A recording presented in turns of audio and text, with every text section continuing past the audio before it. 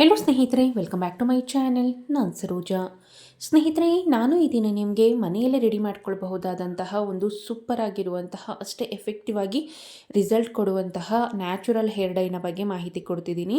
ತುಂಬಾ ಒಳ್ಳೆ ರಿಸಲ್ಟ್ ಕೊಡುತ್ತೆ ಅಂತಲೇ ಹೇಳಬಹುದು. ಸೊ ನೀವು ಅಟ್ ಪ್ರೆಸೆಂಟ್ ಯೂಸ್ ಮಾಡ್ತಾ ಇರುವಂತಹ ಒಂದು ಹೇರ್ ಡೈನ ಅಂದರೆ ಕೆಮಿಕಲ್ ಇರುವಂತಹ ಹೇರ್ ಡೈನ ಹಿಂದೆ ಬಿಸಾಡಿ ಮನೆಯಲ್ಲಿ ಸಿಗುವಂತಹ ಕೇವಲ 2 ಇಂಗ್ರೀಡಿಯೆಂಟ್ಸ್ನ ಯೂಸ್ ಮಾಡಿ ಮಾಡುವಂತಹ ಹೇರ್ ಡೈ ಇದು ತುಂಬಾ ಒಳ್ಳೆ ಪಿಗ್ಮೆಂಟೇಷನ್ ಕೊಡುತ್ತೆ ಅಂತಲೇ ಹೇಳ್ಬೋದು. ತಲೆ ಕೂದಲನ್ನು ಶಾಶ್ವತವಾಗಿ ಕಪ್ಪಾಗಿಸೋದ್ರಲ್ಲಿ ಇದು ನಂಬರ್ 1 ಆಗಿ ಕೆಲಸ ಮಾಡುತ್ತೆ. ಸೊ ಬನ್ನಿ ತಡ ಮಾಡ್ದೇನೆ ಈ ಒಂದು ಹೋಮ್ ರೆಮಿಡಿನ ಸಿಂಪಲ್ ಆಗಿ ಕೇವಲ 2 ಇಂಗ್ರೀಡಿಯೆಂಟ್ಸ್ನ ಯೂಸ್ ಮಾಡಿ ಮನೆಯಲ್ಲಿ ಯಾವ ರೀತಿಯಾಗಿ ಪ್ರಿಪೇರ್ ಮಾಡ್ಬೋದು ಅಂತ ಈ ವಿಡಿಯೋನಲ್ಲಿ ನಾನು ನಿಮಗೆ ತಿಳಿಸ್ಕೊಡ್ತಾ ಬರ್ತೀನಿ.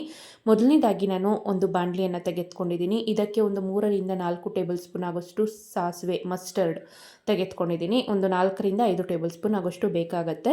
ಆದಷ್ಟು ಈ ಒಂದು ಹೋಮ್ ರೆಮಿಡಿನ ನೀವು ಲೋ ಫ್ಲೇಮಲ್ಲೇ ಇಟ್ಕೊಂಡು ರೆಡಿ ಮಾಡ್ಕೊಳ್ಳಿ. ಯಾಕೆ ಅನ್ನೋದಾದರೆ ನೀವು ಹೈ ಫ್ಲೇಮಲ್ಲಿ ಇಡೋದ್ರಿಂದ ಸಾಸಿವೆ ಅಷ್ಟು ಸಾಕುಡೇನು ಸಿಡಿಯುತ್ತಾ ಬರುತ್ತೆ. ಸೊ ಆ ರೀಸನ್ಗೆ ಆದಷ್ಟು ಲೋ ಫ್ಲೇಮಲ್ಲಿ ಇಟ್ಟರೆ ನೀವು ಆ ಸಿಡಿದಿದ್ದೆಲ್ಲ ಸಾಕುಡೇನು ಬಾಣಲಿ ಒಳಗಡೆನೇ ಇರುತ್ತೆ ಅಂತಲೇ ಹೇಳ್ಬೋದು. ಸೊ ಆ ಕಾರಣಕ್ಕಾಗಿ ನಂತರ ನಾನು ಇದಕ್ಕೆ ಒಂದು ಅರ್ಧ ಮುಷ್ಟಿ ಆಗೋಷ್ಟು ಕರಿಬೇವಿನ ಸೊಪ್ಪನ್ನು ತೆಗೆದುಕೊಂಡಿದ್ದೀನಿ. ಫ್ರೆಶ್ ಆಗಿ ಸಿಗುವಂಥ ಒಂದು ಕರಿಬೇವನ್ನು ತೆಗೆದುಕೊಂಡಿದ್ದೀನಿ.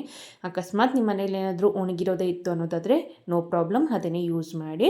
ಸೊ ಒಂದು ಅರ್ಧ ಮುಷ್ಟಿ ಆಗೋಷ್ಟು ತೆಗೆದುಕೊಂಡ್ರೆ ಸಾಕಾಗುತ್ತೆ. ಇವಿಷ್ಟನ್ನು ನೀವು ಸಂಪೂರ್ಣವಾಗಿ ಕಪ್ಪಾಗೋವರೆಗೂ, ಅದರಲ್ಲೂ ಸ್ಪೆಷಲಿ ಸಾಸಿವೆ ಇನ್ನೂ ಸಂಪೂರ್ಣವಾಗಿ ಕಪ್ಪಾಗುತ್ತೆ ಅಲ್ಲಿವರೆಗೂ ಇದನ್ನು ಲೋ ಫ್ಲೇಮಲ್ಲೇ ಇಟ್ಕೊಂಡು ಫ್ರೈ ಮಾಡ್ಕೊಳ್ಬೇಕಾಗಿದೆ. ಕೇವಲ ಒಂದು 5 ನಿಮಿಷದಲ್ಲೆಲ್ಲ ಇದು ಸಂಪೂರ್ಣವಾಗಿ ಫ್ರೈ ಮಾಡ್ಕೊಂಡ್ಬಿಡ್ಬೋದು ಅಂತಲೇ ಹೇಳ್ಬೋದು. ಅಲ್ಲದೆ ಈ ಒಂದು ಪೌಡರ್ನ ನೀವು ಜಾಸ್ತಿ ಪ್ರಮಾಣದಲ್ಲಿ ರೆಡಿ ಮಾಡಿ ಸಹ ಕೂಡ ಏನಿಲ್ಲ ಅಂದ್ರೂ ಒಂದು 5ರಿಂದ 6 ತಿಂಗಳ ಕಾಲ ಕಂಟಿನ್ಯೂಸ್ ಆಗಿ ಯೂಸ್ ಮಾಡ್ತಾ ಬರ್ಬೋದು.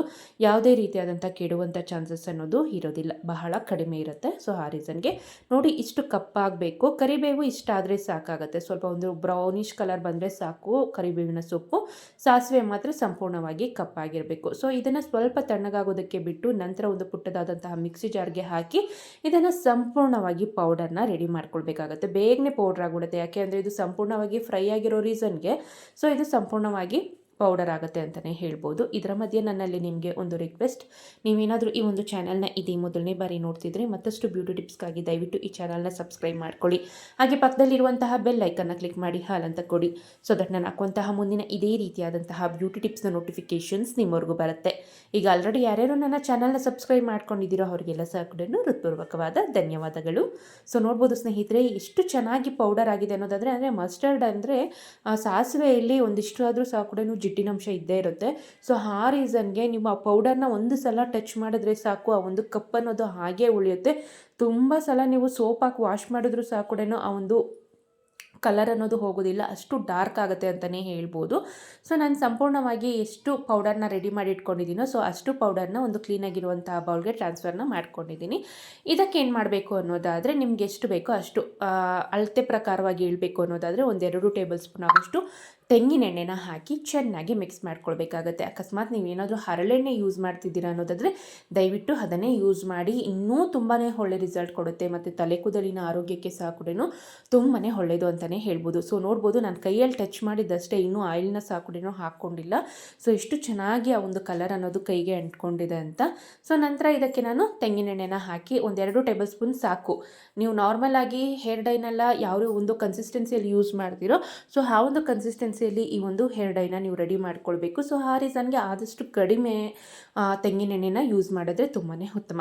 ನಾನು ಇಲ್ಲಿ ಒಂದು 2 ಟೇಬಲ್ ಸ್ಪೂನ್ ಆಗೋಷ್ಟು ತೆಂಗಿನೆಣ್ಣೆನ ಹಾಕಿ ಚೆನ್ನಾಗಿ ಮಿಕ್ಸ್ ಮಾಡಿದ್ದೀನಿ. ನೋಡ್ಬೋದು, ಈಗ ನಿಮಗೆ ಈ ಒಂದು ನ್ಯಾಚುರಲ್ ಹೇರ್ ಡೈ ಅನ್ನೋದು ಸಂಪೂರ್ಣವಾಗಿ ಮನೆಯಲ್ಲೇ ರೆಡಿಯಾಗಿದೆ. ಸೊ ಇದನ್ನು ನೀವು ಒಂದು ಬ್ರಷ್ನ ಸಹಾಯದಿಂದ ಅಥವಾ ಕೈಗೆ ಒಂದು ಗ್ಲೌಸ್ನ ಹಾಕ್ಕೊಂಡು ನಾರ್ಮಲ್ಲಾಗಿ ನೀವು ಹೇರ್ ಡೈನೆಲ್ಲ ಸಹ ಕೂಡ ಯಾವ ರೀತಿಯಾಗಿ ಹಚ್ಕೊಳ್ತೀರೋ ಸೊ ಅದೇ ರೀತಿಯಾಗಿ ಹಚ್ಚಿ ಒಂದು 3ರಿಂದ 4 ಗಂಟೆಗಳ ಕಾಲ ಹಾಗೆ ಬಿಟ್ಟು ಸ್ವಲ್ಪ ಉಗುರು ಬೆಚ್ಚಗೆ ನೀರನ್ನು ಯೂಸ್ ಮಾಡಿ ಹೇರ್ ವಾಶ್ ಮಾಡಿದ್ರೆ ಆಯಿತು.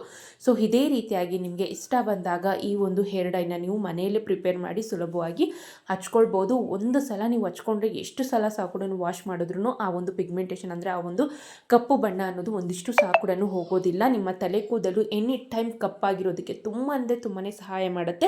ತಲೆಯ ಬುಡಕ್ಕೂ ಸಹ ಕೂಡ ಆರಾಮಾಗಿ ಯೂಸ್ ಮಾಡ್ಬೋದು. ಯಾವುದೇ ರೀತಿಯಾದಂಥ ಸೈಡ್ ಎಫೆಕ್ಟ್ಸ್ ಅನ್ನೋದು ಸಹ ಕೂಡ ಉಂಟಾಗೋದಿಲ್ಲ. ಅಷ್ಟು ಎಫೆಕ್ಟಿವ್ ರಿಸಲ್ಟ್ ಕೊಡುತ್ತೆ ಅಂತಲೇ ಹೇಳ್ಬೋದು ಈ ಒಂದು ನ್ಯಾಚುರಲ್ ಹೇರ್ ಡೈ.